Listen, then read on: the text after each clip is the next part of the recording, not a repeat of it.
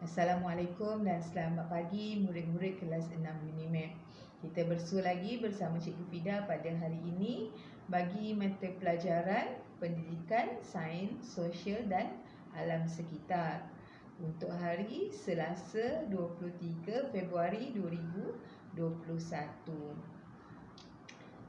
Apa khabar murid-murid? Cikgu harap semua murid sihat walafiat, diberi kesihatan yang baik dan sentiasa jaga kesihatan ya. Alhamdulillah Cikgu Fida pun sihat walafiat.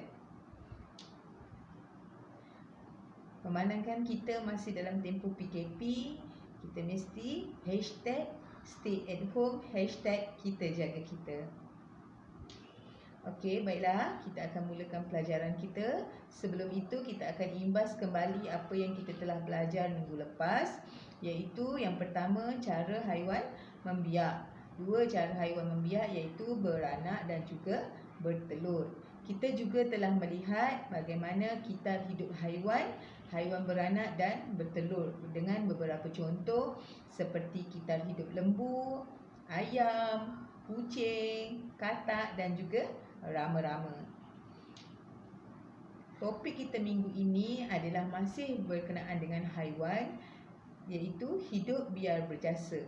Apa yang dimaksudkan dengan hidup biar berjasa adalah kepentingan haiwan kepada kehidupan manusia. Haiwan dan manusia mempunyai kebergantungan antara satu sama lain. Apakah kepentingan dan kegunaan haiwan kepada kehidupan manusia? Mari kita lihat satu persatu. Berikut adalah contoh-contoh haiwan yang biasa kita kenal dan biasa kita lihat seperti ayam, buaya, gajah, kuda, biri-biri dan beberapa haiwan lain. Okey, setiap haiwan ini mempunyai kepentingan masing-masing dalam kehidupan manusia. Kepentingan pertama haiwan kepada manusia adalah sebagai sumber makanan. Contoh kamu boleh tengok daripada gambar yang cikgu sertakan, ini salah satu hidangan mewah daripada haiwan. Okey. Contoh lain sumber makanan adalah seperti susu kambing yang kita perolehi daripada kambing itu sendiri. Sumber protein seperti daging lembu dan juga ikan untuk kita buat hidangan makan malam, makan tengah hari. Telur ayam juga daripada haiwan untuk sumber makanan kepada manusia untuk hidangan makan dengan nasi lemak, mi kari dan sebagainya. Kamu juga boleh tengok contoh gambar sedapnya peha ayam ini sebab kita pun makan ayam. Ayam adalah daripada haiwan. Contoh KFC, Four Fingers, itu semula daripada sumber haiwan iaitu ayam. Kepentingan kedua haiwan kepada manusia adalah pakaian. Contoh yang kita dapat lihat adalah baju bulu. Baju bulu dibuat untuk kegunaan manusia musim sejuk. Kita buat baju ni daripada haiwan, contohnya daripada biri-biri.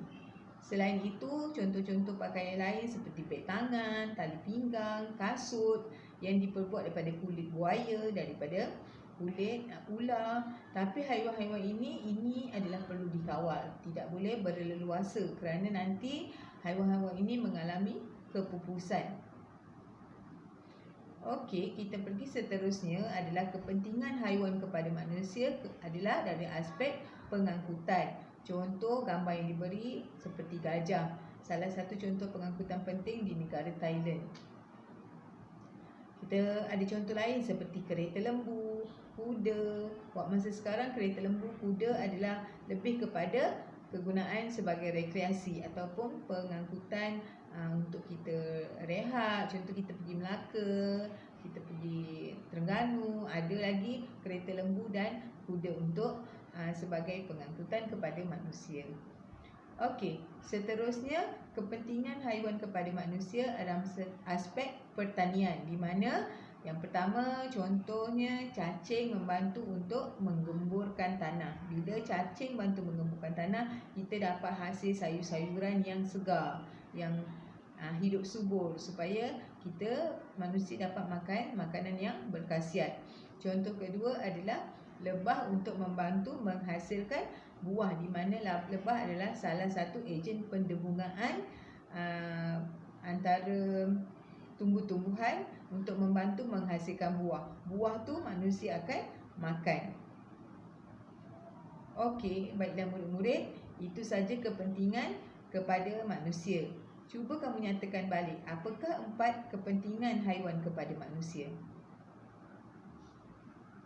Ya, terdapat 4 kepentingan haiwan kepada manusia. Yang pertama, sumber makanan. Kedua, pakaian. Ketiga, pengangkutan. Dan juga keempat adalah pertanian. Okey, cikgu harap kamu boleh faham dengan topik pada minggu ini. Sekian saja untuk pelajaran kita pada minggu ini. InsyaAllah kita akan berjumpa lagi pada minggu akan datang. Cikgu amat menggalakkan kamu membuat latihan setiap topik yang telah dipelajari, khususnya dalam buku aktiviti. Oleh itu, sekian saja untuk hari ini. Kita jumpa lagi di lain masa. Bye. Assalamualaikum.